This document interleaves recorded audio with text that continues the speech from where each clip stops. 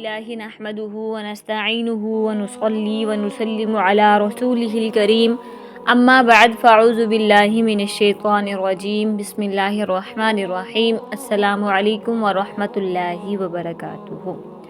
آج کے لیکچر میں ہم شب بارات کے حوالے سے آنے والے مختلف سوالات کے جوابات کو ڈسکس کریں گے۔ ماہ شعبان میں شب بارات کا پایا جانا۔ سال کے 12 مہینوں میں سے رمضان تو ایسا مہینہ تھا جس کے روزے فرض تھے۔ آپ صلی اللہ علیہ وسلم پورا کا پورا مہینہ روزے رکھتے، لیکن بقیہ 11 مہینوں میں سب سے زیادہ روزوں کا اہتمام آپ صلی اللہ علیہ وسلم شعبان میں فرماتے تھے۔ آخرکار کوئی سبب اور وجہ تو ہوگی، اور کوئی تو خیر اور برکت کا پہلو ایسا ہوگا جو ماہ شعبان کو ایسی فضیلت اور بزرگی عطا کی گئی۔ اس مہینے کی فضیلت کی بنیادی وجہ یہ ہے کہ اس ماہ مبارک میں وہ مبارک رات بھی آتی ہے جسے شب برات کے نام سے موسوم کیا جاتا ہے۔ امام بیہقی شعب الایمان میں حضرت عائشہ رضی اللہ تعالیٰ عنہ سے روایت بیان کرتے ہیں کہ رسول اللہ نے فرمایا، جبریل علیہ السلام میرے پاس آئے اور مجھے کہا کہ یا رسول اللہ صلی اللہ علیہ وسلم، یہ رات 15ویں شعبان کی رات ہے، اور اس رات اللہ تعالیٰ قبیلہ کلب کی بکریوں کے بالوں کے برابر، قبیلہ کلب یہ عرب کا ایک قبیلہ تھا اور ان کی بہت ساری بکریاں ہوتی تھی، بہت زیادہ تعداد میں، ان کی بکریوں کے بالوں کی تعداد کے برابر لوگوں کو جہنم کی آگ سے آزاد فرماتا ہے۔ فضیلت شب بارات۔ اللہ رب العزت نے بعض دنوں کو بعض پر فضیلت دی۔ یوم جمعہ کو ہفتہ کے تمام ایام پر، ماہ رمضان کو تمام مہینوں پر، قبولیت کی ساعت کو تمام ساعتوں پر، لیلۃ القدر کو تمام راتوں پر، شب بارات کو دیگر راتوں پر۔ احادیث مبارکہ میں اس بابرکت رات کی فضیلت اور خصوصیت ثابت ہے جس سے مسلمانوں کے اندر اتباع، اطاعت اور کثرت عبادت کا ذوق و شوق پیدا کرنے کی ترغیب ملتی ہے۔ شب بارات کی وجہ تسمیہ، یعنی اس کو شب بارات کیوں کہتے ہیں؟ اس فضیلت اور بزرگی والی رات کے کئی نام ہیں۔ لیلۃ المبارکہ، برکتوں والی رات۔ لیلۃ القدر البراءہ، دوزخ سے آزادی ملنے کی رات۔ لیلۃ الصدق، دستاویز والی رات۔ لیلۃ الرحمہ، رحمت خاصہ کے نزول کی رات۔ عرف عام میں اسے شب برات یعنی دوزخ سے نجات اور آزادی کی رات بھی کہتے ہیں۔ لفظ شب برات احادیث مبارکہ کے الفاظ عتقہ من النار کا بامحاورہ اردو ترجمہ ہے۔ اس رات کو یہ نام خود رسول اللہ صلی اللہ علیہ وسلم نے عطا فرمایا ہے، کیونکہ اس رات رحمت خداوندی کے طفیل لا تعداد انسان دوزخ سے نجات پاتے ہیں۔ اللہ تعالیٰ کے فرمان فیہا یفرق کل امر حکیم، اس شب میں ہر حکمت والے کام کا فیصلہ کر دیا جاتا ہے۔ سورہ دخان کی تفسیر میں حضرت عکرمہ رضی اللہ تعالیٰ عنہ سے مروی ہے، فرمایا کہ یہ شعبان کی 15ویں رات ہے، اس میں 1 سال کا حال لکھ دیا جاتا ہے، زندوں کا نام مردوں میں بدل دیا جاتا ہے، اور حج کرنے والوں کا نام لکھ دیا جاتا ہے، پھر سال بھر اس میں کمی ہوتی ہے، نہ کوئی اضافہ ہوتا ہے۔ حضرت عبداللہ بن عباس رضی اللہ تعالیٰ عنہما فرماتے ہیں، ایک آدمی لوگوں کے درمیان چل رہا ہوتا ہے، حالانکہ وہ مردوں میں درج کیا ہوا ہوتا ہے۔ پھر آپ نے اس آیت کی تلاوت کی، انا انزلناہ فی لیلۃ مبارکہ انا کنا منذرین فیہا یفرق کل امر حکیم، بے شک ہم نے اسے ایک بابرکت رات میں اتارا ہے، بے شک ہم ڈر سنانے والے ہیں۔ اس رات میں ہر حکمت والے کام کا جدا جدا فیصلہ کر دیا جاتا ہے۔ پھر حضرت ابن عباس رضی اللہ تعالیٰ عنہما نے فرمایا کہ اس رات میں 1 سال سے دوسرے سال تک دنیا کے معاملات کی تقسیم کی جاتی ہے۔ اللہ تعالیٰ کا دنیا پر نزول اجلالی۔ شب برات رحمت خداوندی کے طفیل لاتعداد انسان دوزخ سے نجات پاتے ہیں۔ اس رات کو اللہ تعالیٰ غروب آفتاب کے وقت سے ہی اپنی شان کے لائق آسمان دنیا پر نزول فرماتا ہے، اور قبیلہ بنو کلب کی بکریوں کے بالوں کی تعداد سے بھی زیادہ لوگوں کی مغفرت فرماتا ہے۔ ام المؤمنین حضرت عائشہ صدیقہ بیان فرماتی ہیں کہ ایک رات میں نے رسول اللہ صلی اللہ علیہ وسلم کو خوابگاہ میں نہ پایا تو میں آپ صلی اللہ علیہ وسلم کی تلاش میں نکلی۔ میں نے رسول اللہ کو جنت البقیع میں مسلمان مردوں، عورتوں، شہداء کے لیے استغفار کرتے پایا۔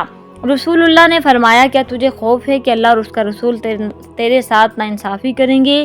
میں نے عرض کیا یا رسول اللہ میں نے سوچا شاید آپ کسی دوسری زوجہ کے ہاں تشریف لے گئے ہیں۔ آپ صلی اللہ علیہ وسلم نے فرمایا ان اللہ عز وجل ینزل لیلۃ النصف من شعبان الى السماء الدنیا فیغفر لاکثر من عدد شعر غنم کلب۔ اللہ تعالیٰ 15ویں رات یعنی شعبان کی 15ویں رات کو اپنے شان کے لائق آسمان دنیا پر نزول فرماتے ہیں اور قبیلہ بنو کلب کی بکریوں کے بالوں کی تعداد سے بھی زیادہ لوگوں کی مغفرت فرماتے ہیں۔ یہ مسند احمد میں یہ روایت ہے، اگرچہ اس روایت کے بارے میں آتا ہے کہ یہ ضعیف روایت ہے، لیکن اس کے علاوہ یہ 16-17 صحابہ سے مروی ہے، تو ان تمام مروی روایات کا نتیجہ یہ نکلتا ہے کہ اس رات کی عبادت بے اصل اور بے بنیاد نہیں کہا جا سکتا، جیسے کہ بعض لوگ کہتے ہیں کہ بالکل بے بنیاد ہے، تو ایسا نہیں ہے کہ اس رات کی جو عبادت ہے وہ بالکل بے بنیاد ہے، ایسا نہیں ہے، بلکہ جو مخصوص طریقہ پر نوافل اور 100 نفل اس طریقہ سے یا 2 نفل میں اتنی صورتیں، جو یہ مخصوص عبادتیں ہیں، یہ اس رات میں اس سے کوئی تعلق نہیں ہے، سمپلی آپ نوافل عبادت جو کرنا چاہیں کریں۔ ایک دوسری روایت میں ہے کہ بے شک اللہ تعالیٰ نصف شعبان کی رات اپنے بندوں پر نگاہ التفات فرماتا ہے، تو بخشش طلب کرنے والوں کو بخش دیتا ہے اور رحم طلب کرنے والوں پر رحم فرماتا ہے اور بغض اور کینہ رکھنے والوں کو ویسے ہی رہنے دیتا ہے، ان کی حالت کو نہیں بدلتا۔ شب برات فیصلوں کی رات، اس مبارک مہینہ میں پائے جانے والی اس بابرکت رات کی فضیلت اس حدیث مبارکہ سے بھی معلوم ہوتی ہے۔ حضرت عائشہ صدیقہ رضی اللہ تعالیٰ عنہ سے مروی ہے کہ رسول اللہ صلی اللہ علیہ وسلم نے ان سے فرمایا اے عائشہ تمہیں معلوم ہے کہ شعبان کی 15ویں شب میں کیا ہوتا ہے؟ تو انہوں نے عرض کیا یا رسول اللہ اس رات میں کیا ہوتا ہے؟ آپ صلی اللہ علیہ وسلم نے فرمایا اس رات سال میں جتنے بھی لوگ پیدا ہونے والے ہیں سب کے نام لکھ دیے جاتے ہیں، اور جتنے لوگ فوت ہونے والے ہیں ان سب کے نام بھی لکھ دیے جاتے ہیں، اور اس رات میں لوگوں کے سارے سال کے اعمال اٹھا لیے جاتے ہیں، اور اسی رات میں لوگوں کی روزی مقرر کی جاتی ہے۔ حضرت عائشہ صدیقہ رضی اللہ تعالیٰ عنہ فرماتی ہیں اللہ تعالیٰ 4 راتوں میں خصوصی طور پر بھلائیوں کے دروازے کھول دیتا ہے: عید الاضحیٰ کی رات، عید الفطر کی رات، شعبان کی 15ویں رات کے اس رات میں مرنے والوں کے نام اور لوگوں کا رزق اور اس سال حج کرنے والوں کے نام لکھے جاتے ہیں۔ عرفہ 9 ذی الحجہ کی رات اذان فجر تک۔ شب برات میں محروم رہ جانے والے لوگ، حدیث مبارکہ کے مطالعہ سے معلوم ہوتا ہے کہ بعض گناہ ایسے بھی ہیں جن سے توبہ نہ کرنے والوں کی اس رات بھی بخشش اور مغفرت نہیں ہوتی، حالانکہ اس رات اللہ تعالیٰ کی رحمت کا دریا اپنے پورے جوبن پر ہوتا ہے اور اس کی جود و عطا بہت عام ہوتی ہے، اور غروب آفتاب سے لے کر طلوع فجر تک اس کی رحمت کی برسات ہوتی رہتی ہے۔ حدیث مبارکہ میں اس رات بھی درج ذیل طبقات کو مغفرت سے محروم قرار دیا گیا، یعنی کچھ لوگ ایسے ہیں جو اس رات میں بھی بخشے نہیں جائیں گے، ان کی مغفرت نہیں ہوگی۔ شرک کرنے والا، بغض اور کینہ اور حسد رکھنے والا، ناحق قتل کرنے والا، شراب نوشی کرنے والا، والدین کا نافرمان، عادی، زانی، قطع رحمی کرنے والا۔ توبہ کا دروازہ ہر وقت کھلا ہے۔ مذکورے اعمال سیئہ کے ارتکاب کا یہ مطلب ہرگز نہیں کہ بندہ انہی ظلمات میں، انہی اندھیروں میں بڑھتا رہے اور اپنے رب سے مایوس ہو جائے، بلکہ وہ سچے دل سے اللہ تعالیٰ کی بارگاہ میں حاضر ہو اور توبہ کی درخواست کرے، اللہ سے توبہ کرے، اس کی رحمت اور مغفرت کے دروازے ہر دم کھلے ہیں۔ پھر بے شک آپ کا رب ان لوگوں کے لیے جنہوں نے نادانی سے غلطیاں کی پھر اس کے بعد تائب ہو گئے اور اپنی حالت درست کر لی، تو بے شک آپ کا رب اس کے بعد بڑا بخشنے والا، نہایت مہربان ہے۔ سورہ نحل کی آیات کا یہ ترجمہ ہے: رحمت للعالمین، رؤوف الرحیم۔ نبی کریم صلی اللہ علیہ وسلم نے تو یہاں تک سچے دل سے توبہ کرنے والے بندے کو امید دلائی ہے، فرمایا ہے سچے دل سے گناہوں سے توبہ کرنے والا ایسا ہے جیسے اس نے کوئی گناہ کیا ہی نہیں۔ لہذا شب بارات میں گناہگاروں، سیاہکاروں کو بھی رب کی رحمت، کرم اور بخشش کے خزانوں سے مایوس ہونے کی ضرورت نہیں۔ بشرطے کہ وہ عجز اور نیاز سے اپنے خالق و مالک اور بندوں کے حقوق کی ادائیگی کرتے ہوئے رب کی بارگاہ میں سچے دل سے تائب ہو تو وہ بھی ان خزانوں سے اپنی جھولیاں بھر سکتے ہیں۔ شب بارات پر کیا کیا جائے؟ اب سب سے مین سوال جو بہت زیادہ پوچھا جا رہا تھا کہ اس رات میں کیا چیز کرنی چاہیے، کیا نہیں کرنی چاہیے، کیونکہ بہت ساری چیزیں آج کل ایسی ہو رہی ہیں جن کا عبادت سے کوئی تعلق نہیں، بلکہ ہم نے خود سے ہی وہ بنا لی ہیں، بدعات خود سے ہم نے گھڑ لی ہیں۔ تو اب سب سے مین چیز شب بارات پر کیا جائے؟ حضرت علی بن ابی طالب رضی اللہ تعالیٰ عنہ روایت کرتے ہیں کہ رسول اللہ نے فرمایا کہ جب شعبان کی 15ویں رات ہو تو اس رات کو قیام کرو اور اس کے دن میں روزہ رکھو، کیونکہ اللہ تعالیٰ اس رات سورج غروب ہوتے ہی اپنی شان کے لائق آسمان دنیا کی طرف متوجہ ہو جاتا ہے اور فرماتا ہے کیا کوئی مجھ سے مغفرت طلب کرنے والا نہیں کہ میں اس کی مغفرت کروں؟ کیا کوئی مجھ سے رزق طلب کرنے والا نہیں کہ میں اسے رزق دوں؟ کیا کوئی مبتلا مصیبت نہیں کہ میں اسے عافیت عطا کر دوں؟ کیا کوئی ایسا نہیں؟ اس طرح ارشاد ہوتا رہتا ہے یہاں تک کہ فجر طلوع ہو جاتی ہے۔ برات کے معنی نجات اور شب برات کے معنی ہے گناہوں سے نجات کی رات، اور گناہوں سے نجات توبہ سے ہوتی ہے۔ پس اس رات میں اللہ تعالیٰ سے زیادہ توبہ اور استغفار کرنی چاہیے۔ مسلمانوں کو چاہیے کہ اس رات میں اپنے گناہوں پر بھی توبہ کریں اور اپنے والدین، اساتذہ، رشتہ داروں کے لیے بھی استغفار کریں۔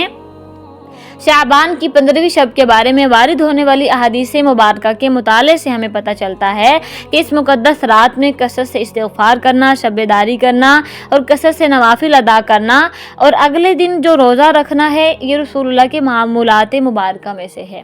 اب یہاں پہ آپ سب نے روزے کی بات کو سمجھنا ہے کہ بعض لوگ اس روزے کو 15 شعبان کے ساتھ خاص کر دیتے ہیں کہ مخصوص ہے اس کے ساتھ اور اس کا بہت زیادہ اجر ہے، تو ایسے نہیں ہے۔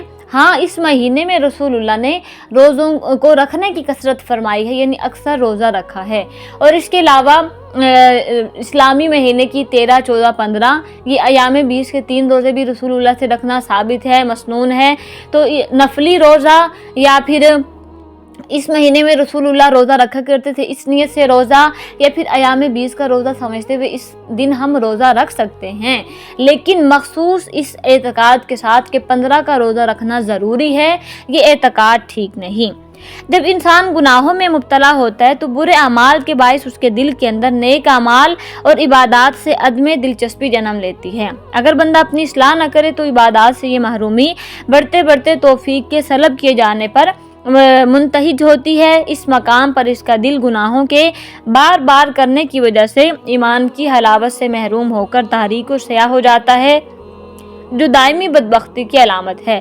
اللہ تعالیٰ کو اپنی مخلوق سے بے پناہ محبت ہے اور وہ نہیں چاہتا کہ اس کے بندے جہنم کی آگ کا ایندھن بنے، چنانچہ اللہ تعالیٰ نے انہیں اس انجام بد سے بچانے کے لیے اپنی مغفرت اور بخشش کو عام کرتے ہوئے دروازہ توبہ کھولنے کا اعلان کیا کہ جو کوئی توبہ کی راہ کو اختیار کرے گا تو وہ اسے ایسے معاف کرے گا گویا کہ اس نے کوئی گناہ کیا ہی نہیں، بلکہ اس کو اس درجہ کی محبوبیت میں رکھے گا۔ حضرت عبداللہ بن عباس سے روایت ہے، رسول اللہ نے فرمایا کہ جو شخص پابندی کے ساتھ استغفار کرتا ہے، اللہ تعالیٰ اس کے لیے ہر غم سے نجات اور ہر مشکل سے نکلنے کا راستہ بنا دیتا ہے اور اسے وہاں سے رزق دیتا ہے جہاں سے اس کے وہم و خیال میں بھی نہ ہو۔ رسول اللہ نے فرمایا کوئی صبح طلوع نہیں ہوتی مگر میں اس میں 100 مرتبہ استغفار کرتا ہوں۔ امام ابن ماجہ سنن میں حدیث بیان کرتے ہیں کہ رسول اللہ صلی اللہ علیہ وسلم سے بہترین دعا کے بارے میں پوچھا گیا تو آپ علیہ السلام نے فرمایا، اے اللہ، بے شک تو معاف فرمانے والا ہے اور معاف کرنے کو پسند کرتا ہے، پس اے بخشنے والے ہمیں بھی بخش دے۔ یہ کس قدر بدقسمتی کی بات ہے کہ شب برات کی اس قدر فضیلت اور اہمیت اور برکت اور سعادت کے باوجود ہم یہ مقدس رات بھی توہمات اور فضول ہندوانہ رسومات کی نظر کر دیتے ہیں، اور اس رات میں بھی افراط و تفرید کا شکار ہو کر اسے کھیل کود، آتش بازی میں گزار دیتے ہیں۔ من حیث القوم، آج ہم جس ذلت اور رسوائی، بے حسی، بد امنی، خوف اور دہشت گردی اور بے برکتی کی زندگی بسر کر رہے ہیں، اس سے چھٹکارے اور نجات کی فقط ایک ہی راہ ہے، وہ یہ ہے کہ ساری قوم اجتماعی طور پر اللہ تعالیٰ کی بارگاہ میں مغفرت طلب کرے اور اس رات کو شب توبہ اور شب دعا کے طور پر منائے۔ آئیے اس غفار، رحمان اور رحیم رب کی بارگاہ میں ندامت کے आंसू बहाएं और खलूस दिल से तौबा करें, हस्ब तौफीक तिलावत कुरान पाक करें, रसूलुल्लाह सल्लल्लाहु अलैहि वसल्लम की बारगाह में दुरूद पाक का हदिया पेश करें, नवाफिल अदा करें, खसूसन सलातुत तौबा पढ़ें, इस्तिग़फ़ार और दीगर मसनून अज़कार के साथ दिलों की ज़मीन में हुई जाने वाली फसल तैयार करें और फिर उसे आंसुओं की नहरों से सैराब करें, ताकि रमज़ानुल मुबारक में मारिफत और मोहब्बत इलाही की खेती अच्छी तरह नौशो नुमा पाकर तैयार हो सके।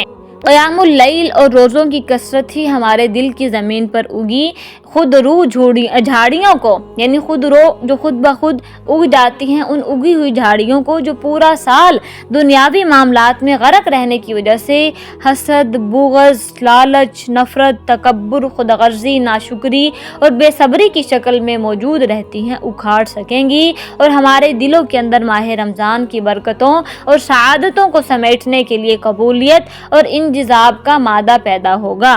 मगर याद रहे कि शब बारात की इबादत सुन्नत या फ़र्ज़ वाजिब नहीं, ये एक नफली इबादत है, जिसको करेंगे तो सवाब है, ना करें तो गुनाह नहीं। इसलिए इसका रोज़ा रख लें तो सवाब है, ना रखें तो गुनाह नहीं। बहरहाल ये एक इनफिरादी इबादत है और कोशिश करें कि इनफिरादी ही की जाए, तन्हाई में अल्लाह को याद करें और उसे रो रो कर अपने गुनाहों की माफ़ी मांगे। और ये जो बाकायदा रत जगह होता है, ग्रुप की शक्ल में बातें होती हैं, तो इस सूरत में इबादत कम, इधर उधर की गप्पें ज़्यादा होती हैं। लिहाजा इन चीज़ों से परहेज़ कीजिए, अल्लाह ताला को खूब कसरत से अपनी हिम्मत के मुताबिक, समझ के मुताबिक, ताकत के मुताबिक याद कीजिए। इसके बाद एक टॉपिक है, इस रात में बेरी के पत्तों से नहाने का हुक्म। अब तक तो जो चीज़ें करने की थी वो बयान की, अब मैं एक दो उन चीज़ों को बयान करूंगी जो लोगों ने ज़रूरी समझ ली हैं, लेकिन उनका इस रात के साथ, इस तारीख़ के साथ, इस दिन के साथ कोई ताल्लुक़ नहीं है। शब बारात में बेरी के पत्तों से नहाने का क्या हुक्म है? खास शब बारात को बेरी के पत्ते पानी में डालकर सवाब की नियत से नहाना बिद्दत है। किसी हदीस, फ़िक़्ह और तफसीर की किताब में इस अमल का जिक्र नहीं। अलबत्ता इलाज और सफाई में मुबालगा के तौर पर बला तायीन, यानी किसी वक़्त को मुतय्यन, किसी दिन तारीख़ को मुतय्यन किए बगैर किसी भी वक़्त इस्तेमाल कर सकते हैं। जिस तरह के साहिब उम्दतुल कारी ने अपनी किताब में इसका जिक्र किया है, और हाइज़ा हैज़ से पाकी के बाद और मैयत को गुस्ल देने और सफाई में मुबालगा के खातिर पानी में बेरी के पत्ते शामिल करने का जिक्र आया है, लेकिन ये शब बारात के साथ ख़ास नहीं। लिहाजा इन दो जिहत के एतबार से बेरी के पत्ते पानी में डालकर किसी वक़्त इस्तेमाल कर सकते हैं। शब बारात में गुस्ल को बेरी के पत्तों के साथ मखसूस करना बिल्कुल बेबुनियाद और मन घड़त बात है। इसके बाइसे सवाब और बरकत होने में कोई शरई दलील नहीं। इसके बाद एक और चीज़, शब बारात के हवाले से इस मौका पर लोग खाना पकाकर उम्दा लजीज खाना बनाना चाहते हैं, तो शरन ऐसे खाने का क्या हुक्म है? शब बारात या 15 शाबान के दिन ख़ास तौर पर खाने पीने की अशिया बनाना और तकसीम करना चूँकि साबित नहीं, इसलिए इसका एहतमाम और इल्तिज़ाम करना सवाब का बाइस समझना और ना करने वालों को अच्छा ना समझना बिद्दत है। अगर मकसूद मरहूमीन को इसाले सवाब करना हो तो इसके लिए किसी महीने या दिन का इंतज़ार नहीं करना चाहिए, बल्कि किसी भी वक़्त जो मुयस्सर हो सदका करके इसका सवाब बख्श दें। अगर शब बारात से कते नज़र कोई शख्स फ़कत अपने घर में खाने के लिए कोई मखसूस चीज़ बनाए तो ये मना नहीं। यानी अब आज के दिन में आप लोग अपने घर में कुछ अच्छा खाना बनाना चाहते हैं तो एक अच्छी चीज़ है, लेकिन ख़ास तौर पर कि कोई हलवा, मीठा, खीर या कुछ भी इस तरह की चीज़ बना के बच्चों में, महल्ले में तकसीम करना, फिर इसको बाइसे सवाब समझना, ये बिदअत है। शरीयत और कुरान व हदीस के साथ इसका कोई ताल्लुक़ नहीं है। और अल्हम्दुलिल्लाह से कुछ जो सवाल मेरे पास आप सबके आए थे वो क्लियर हो चुके हैं। मज़ीद अगर किसी ने किसी भी हवाले से कुछ डिस्कस करना हो तो यहाँ पर दिए गए नंबर्स पर रब्ता कर सकते हैं। व आखिरु दावाना अनिल हम्दुलिल्लाहि रब्बिल आलमीन।